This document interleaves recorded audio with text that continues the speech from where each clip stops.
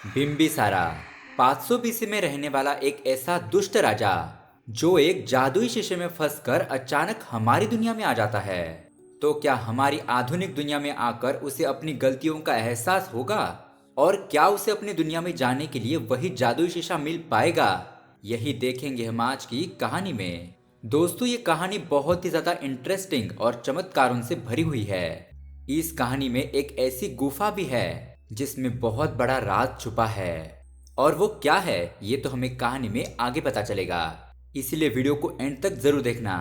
नमस्ते दोस्तों, मेरा नाम है किरण और आप देख रहे हैं हॉरर बॉक्स हिंदी। दोस्तों, ऐसे ही अमेजिंग स्टोरी देखने के लिए हमारे चैनल को सब्सक्राइब करें और बेल नोटिफिकेशन को भी ऑन करें। कहानी की शुरुआत होती है 500 बीसी के समय से, जहां पर हम तिगत्तिरा राज्य को देखते हैं। इस राज्य की सीमा पर कुछ सैनिक दो आदमियों को पकड़ रहे थे और इसी बंदे का नाम है बिम्बिसारा। उसके साथ उसका दोस्त भी होता है। ये दोनों उन सैनिकों से बचकर कहीं भाग रहे थे। इसी दौरान ये सारे लोग एक गुफा में गिर जाते हैं। दिखने में ये गुफा बहुत ही ज्यादा अजीब लग रही थी। थोड़ी दूर जाने पर इस जगह पर उन्हें काफी सारे मिरर्स दिखाई देते हैं। उन मिरर में से बहुत सारे भूत आकर सैनिकों को ले जा रहे थे। वो बिम्बिसारा को भी अपने साथ ले जाने की कोशिश करते हैं, लेकिन वो किसी तरह से बच जाता है। उसके बाद बिम्बिसारा और उसका दोस्त थोड़ा आगे जाते हैं। तभी वहां पर अचानक उन दोनों के सामने एक बहुत बड़ा राक्षस आ जाता है। वो राक्षस कहता है कि राजा, आपका स्वागत है। आपने मुझे मुक्त किया, इसीलिए मैं आपको एक गिफ्ट देना चाहता हूँ। और वो राक्षस उसे एक जादुई मिरर देता है और कहता है कि ये जादुई शीशा आपको वर्तमान और भविष्य में काम आएगा। दोस्तों, उसके बाद बहुत साल बीत जाते हैं और हम हमारी प्रेजेंट की दुनिया में आते हैं। यहाँ पर शास्त्री नाम का एक आदमी अपने बेटे, गुरुजी और कुछ गुंडों को लेकर कहीं जा रहा था। इस जगह पर बिम्बिसारा ने बहुत सारा सोना छुपा कर रखा था। अब शास्त्री के बेटे का नाम होता है सुब्रमण्यम। खैर, अब इस जगह पर सालों से आदिवासी लोग रह रहे थे। वो लोग इस जगह की रक्षा कर रहे थे। अब वो आदिवासी लोग शास्त्री और उसके लोगों पर हमला करने लगते हैं, लेकिन शास्त्री के आदमियों के पास तो गन थी। ये गुंडे गोलियों से उन आदिवासियों को मार देते हैं। अब फाइनली ये सारे लोग उस द्वार पर पहुंच जाते हैं जिसके अंदर बहुत सारा खजाना था। दरअसल दोस्तों, शास्त्री उस खजाने के लिए नहीं आया था, और वो किस लिए आया था ये तो हमें कहानी में आगे पता चलेगा। अब शास्त्री अपना हाथ उस पर रखता है और तुरंत ही शास्त्री को बहुत बड़ा झटका लगता है, जिससे कि वो दूर जाकर गिरता है। पेट में एक लकड़ी घुस जाने की वजह से उसकी वहीं पर मौत हो जाती है। अब उसके बाद बहुत साल बीत जाते हैं और हम यहाँ पर शास्त्री के बेटे सुब्रमण्यम को देखते हैं। वो अब बहुत बड़ा हो चुका था। सुब्रमण्यम एक बहुत ही सक्सेसफुल डॉक्टर बन चुका था। इतना कामयाब कि अगर कोई भी मरीज किसी भी हालत में उसके हॉस्पिटल में आता है तो सुब्रमण्यम उस पेशेंट को जिंदा करके ही भेजता था। सारे शहर में उसका ही नाम गूंज रहा था। लेकिन सुब्रमण्यम अभी भी अपनी कामयाबी से खुश नहीं था। वो अपने बाप का सपना पूरा करना चाहता था, उस खुफिया दरवाजे को खोलकर। इसीलिए एक दिन सुब्रमण्यम अपने गुरुजी केतु के पास चला जाता है और उनसे पूछता है कि गुरुजी, बचपन से मैं इंतजार कर रहा हूँ कि कब वो दरवाजा खुलेगा। कैसे उस दरवाजे को ओपन किया जा सकता है? क्या मैं मेरे पिताजी का सपना पूरा कर पाऊंगा? केतु कहता है कि धीरज रखो, हर एक का टाइम आता है, तुम्हारा भी आएगा, और वो दिन भी बहुत करीब है। खैर, अब दोस्तों उसके बाद सीन शिफ्ट होता है 500 बीसी में। मतलब कि ये पास्ट की टाइमलाइन है और अपनी दुनिया एक अलग ही टाइमलाइन में चल रही है। अब दोस्तों बिम्बिसारा के बारे में बताए तो बिम्बिसारा बहुत ही दुष्ट, बेरहम और राक्षसी किस्म का राजा है। उसकी नजर जिस भी राज्य पर पड़ती है वो युद्ध करके उसे अपने अधीन कर लेता है और मासूमों को बहुत ही बेरहमी से मार देता है। ये राजा बहुत ही ज्यादा घमंडी था और उसके अंदर थोड़ी सी भी दया नहीं थी।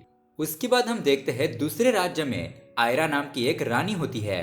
बिम्बिसारा उस राज्य में एक पत्र भेजता है और उसमें लिखा था कि तुम लोग तुम्हारा राज्य मेरे हवाले कर दो, मैं तुम लोगों की जान बख्श दूंगा, और अगर तुम लोगों ने ऐसा नहीं किया तो अब युद्ध होगा। ये संदेश सुनने के बाद आयरा बिम्बिसार को साफ मना कर देती है कि हम अपना राज्य नहीं देंगे, हम कायर नहीं हैं। लेकिन आयरा के पिताजी उसे समझाने लगते हैं कि हम हमारा राज्य उसके हवाले कर देते हैं बेटा, नहीं तो बिम्बिसारा हमको नहीं छोड़ेगा। लेकिन दोस्तों आयरा नहीं मानती। अब यहाँ हम फिर से बिम्बिसारा को देखते हैं। बिम्बिसारा जिन राज्यों को लूटता था उस राज्य के खजाने को एक खुफिया जगह पर बंद करके रखता है, और साधारण सा इंसान उस सोने को चुराने का सोच भी नहीं सकता, क्योंकि वहां का दरवाजा बिम्बिसारा के हाथ से ही खुलता है। और वहां पर बिम्बिसारा एक शब्द बोलता है, हाथ रखकर उस शब्द को बोला जाएगा तभी यह दरवाजा खुलेगा। आम इंसान ने अगर वहां पर जाने की कोशिश भी की तो आदिवासी लोग उसे मार देंगे। अब दोस्तों इसी दरमियान बिम्बिसारा को रानी आयरा के बारे में पता चलता है कि उन्होंने अपना राज्य देने से मना कर दिया है। इसीलिए अब बिम्बिसारा उनके राज्य में जाता है, लड़ाई करके उसके पिताजी को हरा देता है और उन दोनों को कारागार में डाल देता है। उसके बाद हम देखते हैं कि बिम्बिसारा के राज्य में एक छोटा सा गांव था। इस गांव में वैद्य जी रहा करते थे, मतलब कि जड़ी बूटी बनाकर लोगों की मदद करने वाले लोग। तो फिलहाल दूसरे राज्य के कुछ लोग जख्मी हालत में इनके पास आते हैं। अब ये लोग तो वैद्य थे, इसीलिए गुरुजी इन जख्मी लोगों का इलाज करने लगते हैं। लेकिन तभी वहां पर बिम्बिसारा के सैनिक आ जाते हैं और वो उन जख्मी लोगों को बाहर निकाल कर मारने लगते हैं और उन गुरुजी से कहते हैं कि तुम लोगों की इतनी हिम्मत कि अब तुम दुश्मनों की मदद करोगे। गुरुजी और वहां के लोग कहते हैं कि हम लोग तो वैद्य हैं, हम बस अपना काम कर रहे हैं। लेकिन जब बिम्बिसारा के सैनिक मारपीट पर उतर आते हैं तो ये लोग भी उन सैनिकों पर हमला कर देते हैं और उन सैनिकों को वहां से भगा देते हैं। जब ये बात बिम्बिसारा को पता चलती है तो वो एकदम से आग बबूला हो जाता है। उसी रात बिम्बिसारा अपने सैनिकों के साथ उस गांव में जाता है और वहां के सारे लोगों को मारने लगता है। उस गांव में वो आग भी लगा देता है। इसी दरमियान बिम्बिसारा देखता है कि एक गुरुजी अपनी जान पर खेलते हुए अंदर जाकर एक बड़ी सी किताब बाहर लेकर आते हैं। ये देखकर बिम्बिसारा सोचने लगता है कि उस बूढ़े आदमी ने अपनी जान पर खेलकर उस किताब को बचाया, तो वो किताब बहुत ही ज्यादा कीमती होगी और कीमती चीजें कहां पर होनी चाहिए, मेरे पास। ऐसा कहकर बिम्बिसारा उस गुरुजी को मार देता है और उस किताब को ले लेता है। तभी वहां पर एक छोटी सी बच्ची थी। वो छोटी बच्ची बिम्बिसारा को रोकने की कोशिश करती है और बिम्बिसारा को राक्षस कहती है, क्योंकि वो राक्षस जैसा ही काम कर रहा था। अब बिम्बिसारा को बहुत ज्यादा गुस्सा आ जाता है और वो उस छोटी सी बच्ची को भी बहुत ही बेरहमी से मार देता है। अब इस घटना के बाद आसपास के राज्य बिम्बिसारा से बहुत ज्यादा घबरा जाते हैं और उसे खुश रखने के लिए कुछ उपहार भेंट करते हैं। इसी उपहार में से एक जादुई शीशा भी था जो हमने मूवी के स्टार्टिंग में देखा था।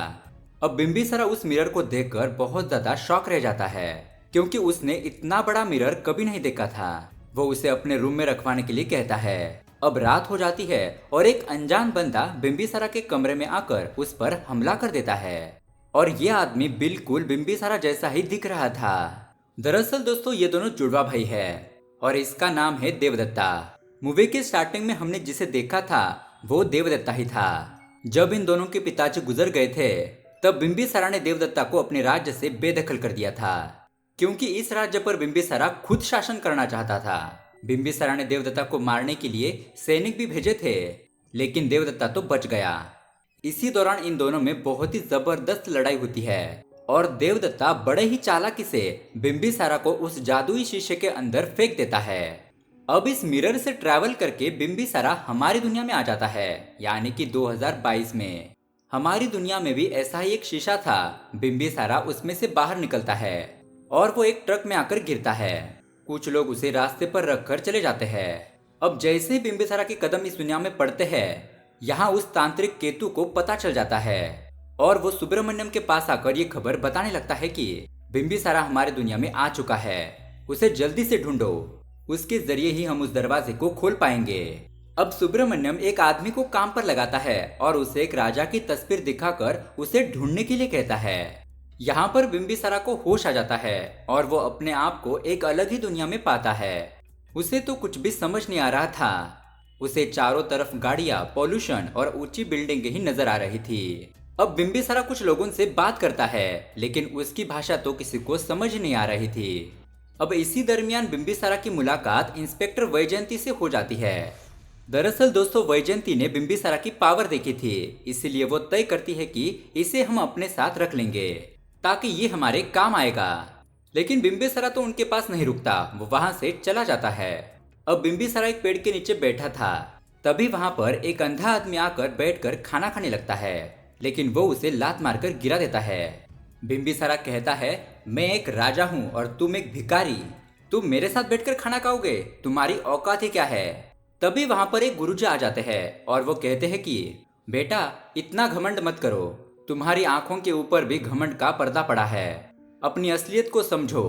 अब ये बात सुनकर बिम्बिसारा की अकल ठिकाने आ जाती है। अब दोस्तों, उसके अगले दिन एक जगह पर फ्री पर खाना बांट रहे थे। बिम्बिसारा ने 2 दिन से कुछ भी नहीं खाया था और उसे जोरों की भूख भी लगी थी। अब बिम्बिसारा वहां से गुजर रहा था तो वो अपने राजा होने का घमंड साइड में रखकर उस लाइन में खड़ा हो जाता है। वो वहां का खाना लेता है और जल्दी जल्दी खाने लगता है। यहाँ पर उसे ये भी बात याद आती है कि वो अपनी दुनिया में कितना बढ़िया खाना खाता था, लेकिन यहाँ पर उसे साधारण लोगों का खाना खाना पड़ रहा था। उसके बाद बिम्बिसारा हमारी दुनिया में बहुत सारे ऐसे लोगों को देखता है जो कि लंगड़े लूले थे। किसी के पास घर नहीं था तो कोई फुटपाथ पर सो रहा था। और अब बिम्बिसारा की हालत भी वैसे ही हो चुकी थी। बिम्बिसारा को अपनी और उन लोगों की हालत देखकर असली रियलिटी चेक मिल जाता है। इसी दरमियान बिम्बिसारा एक प्रेग्नेंट लेडी की मदद भी करता है।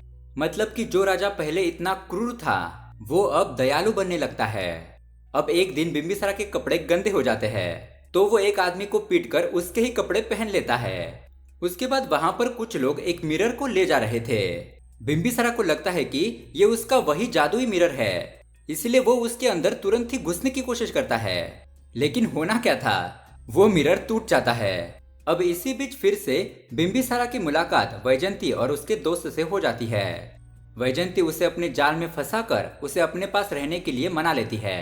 उसके बाद वैजयंती बिम्बिसारा के साथ कमिश्नर की साइन लेने के लिए एक फंक्शन में गई थी। वहां पर सुब्रमण्यम भी मौजूद था क्योंकि उसे वहां पर बेस्ट डॉक्टर का अवार्ड दिया जा रहा था। इस स्टेज पर हम विश्वानंदन नाम के एक आदमी को भी देखते हैं और उसकी बातों से हमें ये पता चलता है कि ये बिम्बिसार का वंशज है। विश्वानंदन की फैमिली बिम्बिसारा के नाम पर एक ट्रस्ट चलाती है। विश्वानंदन सभी लोगों के सामने बिम्बिसारा की तारीफ करने लगता है और ये सुनकर बिम्बिसारा तो हैरान ही रह जाता है। और यहाँ पर बैठा हुआ सुब्रमण्यम भी शॉक रह जाता है। वो सोचता है कि राजा के वंशज इस दुनिया में मौजूद है और मुझे अभी तक पता ही नहीं है। खैर, अब उसके बाद विश्वानंदन की फैमिली बिम्बिसारा के पुतले का इनॉग्रेशन कर रही थी। तभी वहां पर वैजयंती के साथ बिम्बिसारा भी पहुंच जाता है। दोस्तों, उस एरिया में कंस्ट्रक्शन का काम चल रहा था तो उसमें से एक ब्लॉक बिम्बिसारा के ऊपर गिरने ही वाला था। लेकिन तभी एक छोटी सी बच्ची आकर बिम्बिसारा की जान बचा लेती है। उस बच्ची का चेहरा देखकर तो बिम्बिसारा के होश उड़ जाते हैं क्योंकि वो ठीक वैसे ही लग रही थी जिसे खुद बिम्बिसारा ने खत्म किया था। बिम्बिसारा मन में कहता है कि ये मरी हुई बच्ची यहाँ कैसे आ गई और इसने मेरी जान बचाई, ये कैसे हो सकता है। दरअसल दोस्तों, इस बच्ची का हमारी दुनिया में पुनर्जन्म हुआ था और ये भी बिम्बिसारा की ही वंशज थी। अब दोस्तों, यहाँ पर हम दूसरी तरफ देवदत्ता को देखते हैं। देवदत्ता रानी आयरा के पास आ जाता है और उसे अपनी सच्चाई बताता है कि मैं बिम्बिसारा नहीं हूँ, मैं उसका जुड़वा भाई हूँ। जब मैंने तुम्हें पहली बार देखा था तभी मुझे तुमसे प्यार हो गया था और जब मुझे इस बात का पता चला कि बिम्बिसारा ने तुम्हें कैद किया है तो मैं तुरंत ही तुम्हें छुड़ाने के लिए आ गया। अब दोस्तों, यहाँ पर हमारी दुनिया में बिम्बिसारा उस छोटी सी बच्ची से दोस्ती करने लगता है और धीरे धीरे वो दोनों बहुत ही पक्के दोस्त बन जाते हैं। दरअसल बिम्बिसारा उस बच्ची से प्यार करके अपने पापों का प्रायश्चित करना चाहता था, लेकिन सुब्रमण्यम के गुंडे उस बच्ची को ही किडनैप कर लेते हैं। फिर क्या होना था, बिम्बिसारा को बहुत ज्यादा गुस्सा आ जाता है और वो वहां पर पहुंचकर गुंडों से जबरदस्त फाइटिंग करने लगता है और वो उस बच्ची को बचा लेता है। उसके बाद सुब्रमण्यम और केतु वहां पर पहुंचते हैं। अपने गुंडों की ऐसी हालत देखकर उनके तो होश ही उड़ जाते हैं। तभी उन्हें वहां पर अंगूठी दिखाई देती है जो फाइटिंग के दौरान वहां पर गिर गई थी। केतु उसे देखकर कहता है कि यहाँ पर जो आया था वो और कोई नहीं बल्कि बिम्बिसारा ही है और वो वहां पर कुछ जादू मंत्र करके सुब्रमण्यम को बिम्बिसारा का असली चेहरा दिखाता है। दोस्तों, यहाँ पर दूसरी तरफ बिम्बिसारा के राज्य में अकाल पड़ जाता है। बारिश नहीं हो रही थी, इस वजह से खेत सूख जाते हैं, लोगों को अनाज कम पड़ने लगता है और कुछ लोग मरने भी लगते हैं। ये देखकर देवदत्ता अपने मंत्री से कहता है कि राजकोष में जितना भी सोना है उसका इस्तेमाल करके जनता की परेशानी थोड़ा कम की जाए। लेकिन मंत्री कहता है कि राजा जी, राजकोष में जितना सोना है वो कम पड़ जाएगा, हम ज्यादा दिन उस पर निर्भर नहीं रह सकते। अब वहां पर बिम्बिसारा का एक खास मंत्री जुबेदार मौजूद था। वो कहता है कि राजा जी, आपके पास तो बहुत सारा सोना है ना, जो आपने उस गुफा में छुपा कर रखा है। देवदत्ता ये सुनकर शॉक रह जाता है, क्योंकि उसे तो उस गुफा के बारे में कुछ भी पता नहीं था। अब प्रजा की मदद करने के लिए देवदत्ता रात को अपने मंत्री, गुरु और सेनापति को बुलाकर ये बताता है कि दरअसल मैं बिम्बिसारा नहीं हूँ, मैं उसका जुड़वा भाई देवदत्ता हूँ। इसीलिए मुझे उस गुफा के बारे में कुछ भी पता नहीं है। उसे खोलने का कोई दूसरा उपाय है तो बताइए। गुरुजी कहते हैं कि हमें एक बहुत बड़ा यज्ञ करना होगा। यज्ञ की शक्ति से हम उस दरवाजे को खोल पाएंगे, लेकिन इस प्रक्रिया में आपकी जान को भी खतरा हो सकता है। लेकिन दोस्तों, यहाँ पर देवदत्ता पीछे नहीं हटता। वो यज्ञ की तैयारी करने के लिए कहता है। अब ये जानने के बाद कि बिम्बिसारा यहाँ पर नहीं है, सेनापति बगीरा देवदत्ता के साथ बगावत करने का प्लान बनाता है। लेकिन इस प्लान के बारे में जुबेदार को पता चल जाता है। वो सोचता है कि इतने दिनों से मैं देवदत्ता को अपना राजा समझ रहा था। उसके बाद वो बिम्बिसारा के कमरे में जाता है और वहां पर उसे एक बहुत बड़ा आईना दिखाई देता है और उसे पता चलता है कि शायद इसी मिरर की वजह से राजा बिम्बिसारा कहीं पर फंस गए होंगे। इसलिए वो भी उस मिरर में कूद जाता है और यहाँ दूसरी तरफ हमारी दुनिया में पहुंच जाता है। हमारी दुनिया में आते ही वो बिम्बिसारा को ढूंढने लगता है। बिम्बिसारा बिम्बिसारा ऐसा कहकर चिल्लाने लगता है। खैर, अब यहाँ पर सुब्रमण्यम बिम्बिसारा को कॉल करके उससे एक एड्रेस पर आने के लिए कहता है, वरना वो उस बच्ची और विश्वानंदन को खत्म कर देगा। यहाँ दूसरी तरफ देवदत्ता और गुरुजी यज्ञ करने के लिए उस जगह पर पहुंच जाते हैं जहाँ पर बिम्बिसारा ने वो खजाना छुपाया था। अब इस यज्ञ में 3 पड़ाव थे। उसके पूर्ण होने के बाद ही वो दरवाजा खुलेगा। और दोस्तों, ठीक यहाँ पर हमारी दुनिया में भी सुब्रमण्यम बिम्बिसारा की फैमिली को उसी जगह पर लेकर आता है। अब वहां पर बिम्बिसारा भी पहुंच जाता है। बिम्बिसारा को याद आता है कि ये वही जगह है जहां पर उसने बहुत सारा सोना छुपाया है। सुब्रमण्यम बिम्बिसारा से कहता है कि राजा, आपने सही सोचा, ये वही जगह है जहां पर आपने अनगिनत खजाना छुपाया है। लेकिन आप इस गुफा को खोलिए और मुझे वो महान ग्रंथ लाकर दीजिए जिसका नाम है धन्वंतरी ग्रंथ। जी हाँ दोस्तों, आपने सही सुना। उस गुफा के अंदर वही कीमती किताब मौजूद थी जिसे बिम्बिसारा ने एक गुरुजी से छीन लिया था। और दोस्तों, उस किताब में हर बीमारी का इलाज लिखा हुआ था। सुब्रमण्यम को वो सोना नहीं बल्कि वो किताब चाहिए थी। सुब्रमण्यम चाहता है कि वो खुद ही एक वायरस बनाए और उसका एंटीडोट भी खुद ही बनाए ताकि वो पूरी दुनिया को अपनी मुट्ठी में कर सके। अब सुब्रमण्यम बिम्बिसारा को धमकी देता है कि अगर तुमने वो ग्रंथ मुझे नहीं दिया तो तुम्हारी वो प्यारी बच्ची मर जाएगी, क्योंकि मैंने उसके अंदर एक वायरस इंजेक्ट कर दिया है और उसे ठीक करने के लिए तुम्हें वो किताब मुझे देनी ही होगी। अब दोस्तों, बिम्बिसारा उस बच्ची से बहुत ही ज्यादा प्यार करता था, इसीलिए वो तुरंत ही उस गुफा को खोलने के लिए उस पर अपना हाथ रखता है। लेकिन उसे भी एक बहुत बड़ा झटका लगता है और वो भी दूर जाकर गिरता है, क्योंकि दोस्तों, यहाँ देवदत्ता की दुनिया में यज्ञ का पहला पड़ाव पूरा हो चुका था। यहाँ पर हमारी दुनिया में केतु को ये देखकर कुछ भी समझ नहीं आ रहा था कि ऐसा क्यों हो रहा है। यहाँ सुब्रमण्यम बिम्बिसारा को वार्निंग देता है कि मुझे शाम तक कैसे भी करके वो ग्रंथ मेरे हाथ में चाहिए। अब दोस्तों, बिम्बिसारा दर दर भटकने लगता है कि वो ग्रंथ उसे कहाँ मिलेगा। अब वो मंदिर जाकर भगवान से प्रार्थना भी करने लगता है। और दोस्तों, लकीली उस मंदिर में उसका मंत्री जुबेदार भी मौजूद था। वो उसे पहचान लेता है। यहाँ देवदत्ता की दुनिया में सेनापति बगीरा उन पर हमला कर देता है, क्योंकि वो बिम्बिसारा के राज्य को हड़पना चाहता था। लेकिन दोस्तों, तब तक वहां पर बिम्बिसारा आ जाता है, क्योंकि उसके मंत्री जुबेदार को पता था कि अपनी दुनिया में कैसे वापस आना है। वही उसे यहाँ पर लेकर आता है। अब यहाँ पर बिम्बिसारा और बगीरा के बीच बहुत ही बड़ी लड़ाई होती है। ये फाइटिंग सीन बहुत ही जबरदस्त था। इसी दौरान देवदत्ता राज्य की हालत बिम्बिसारा को बताता है कि वो ये यज्ञ किस लिए कर रहा है। अब यज्ञ पूरा हो जाता है और वो दरवाजा खुल जाता है। और दोस्तों, सच में उस गुफा के अंदर इतना सोना होता है जिसे देखकर सभी लोग हैरान रह जाते हैं। खैर, अब बिम्बिसारा फिर से हमारी दुनिया में आ जाता है और उस गुफा वाली जगह पर सुब्रमण्यम और बिम्बिसारा के बीच लड़ाई होती है। सुब्रमण्यम बिम्बिसारा के ऊपर गोलियों से वार करता है, लेकिन बिम्बिसारा थोड़ी ही आम आदमी था, उस पर गोलियों का ज्यादा असर नहीं होता। और फाइनली बिम्बिसारा सुब्रमण्यम को खत्म कर देता है। और दोस्तों बिम्बिसारा यहाँ पर आते वक्त अपनी दुनिया से उस वायरस का एंटीडोट बनाकर लेकर आया था, जिससे कि वो उस बच्ची को बचा लेता है। उसके बाद दोस्तों बिम्बिसारा हमारी ही दुनिया में मर जाता है और जाते जाते वो विश्वानंदन से कहता है कि मैंने इतनी सारी लड़ाइयाँ जीती, लोगों पर राज किया, बहुत सारे पाप किए, लोगों को बहुत परेशान किया और उसकी सजा भी मुझे भगवान ने दी, लेकिन आखिरकार ये बच्ची ही मेरे मन के शांति का कारण बनी और इसी बच्ची की वजह से मुझे इंसानियत और प्यार का सही मतलब समझ में आ गया। और दोस्तों इसी के साथ ये मूवी यहीं पर एंड हो जाती है। तो दोस्तों बिम्बिसारा राजा की ये कहानी आपको कैसी लगी हमें कमेंट करके जरूर बताइएगा। साथ ही ऐसे ही अमेजिंग मूवी एक्सप्लेनेशन वीडियोस को देखने के लिए हमारे चैनल को सब्सक्राइब करें और वीडियो देखने के लिए आपका तहे दिल से शुक्रिया।